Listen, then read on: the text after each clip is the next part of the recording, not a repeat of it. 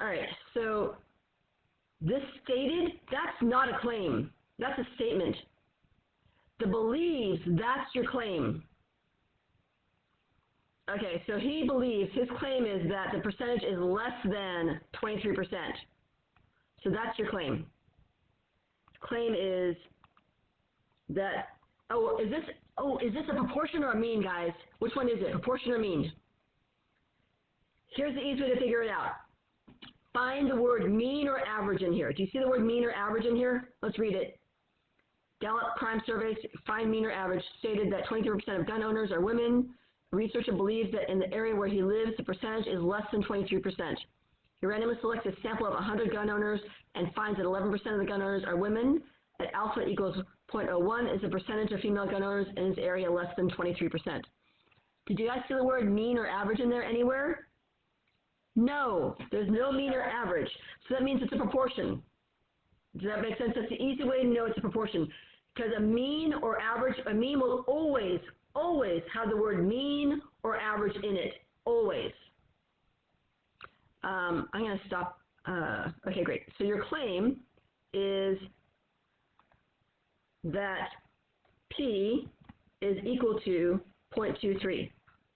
Is that the same as H naught? H naught is always equals, so it's going to equal this number, so that is the same as your claim.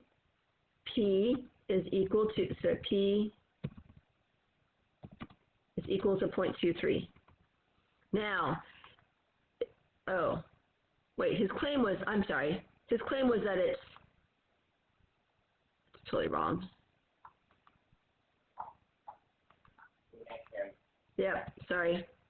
His claim was that it's less than. My bad. So our claim is that P is less than 0.23. Is H not my claim?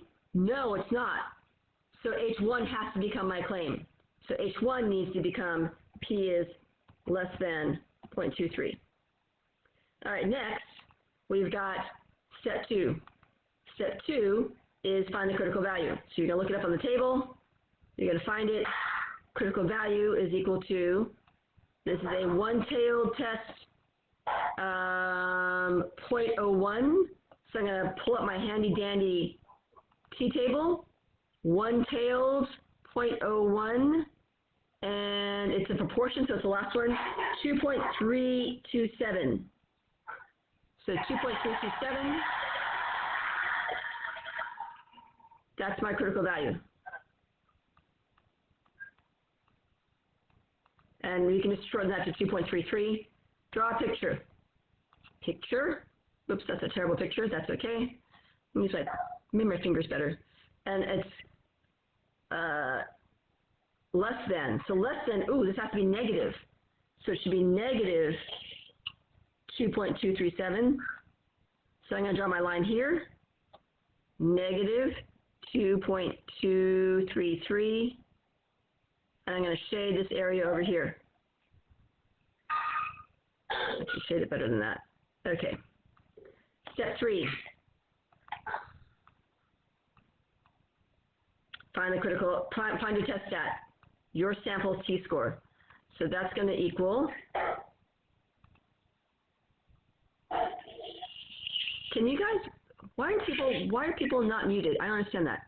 Okay, that's going to equal what I got from my sample. My sample, Okay, so here's another thing.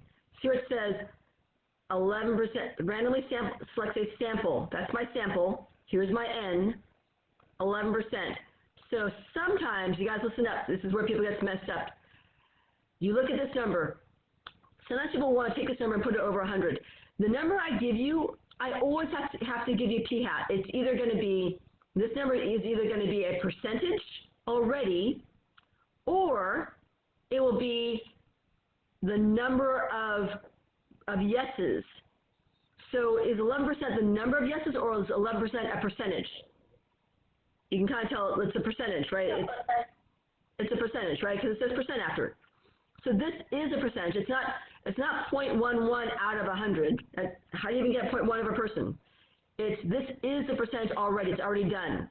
So your test stat is 0.11 minus 0.23, my p,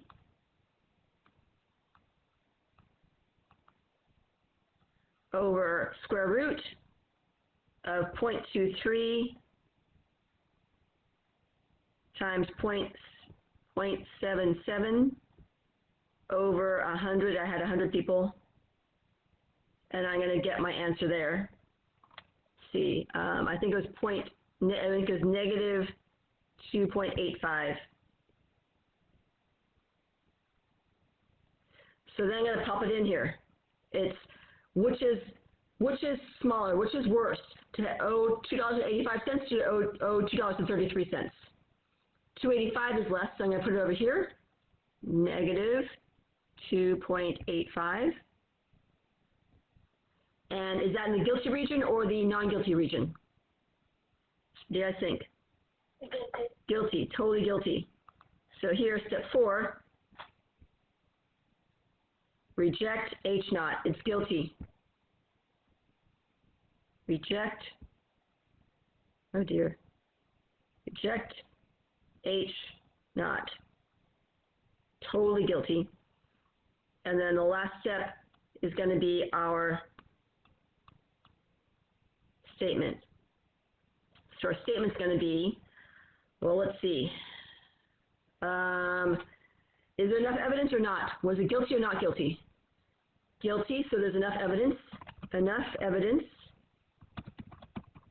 to, and then my claim, was my claim H1 or H naught? Looks like my claim was less than, so my claim was H1, so it means that I should use the word support. Support claim that less than 23% own guns in his area.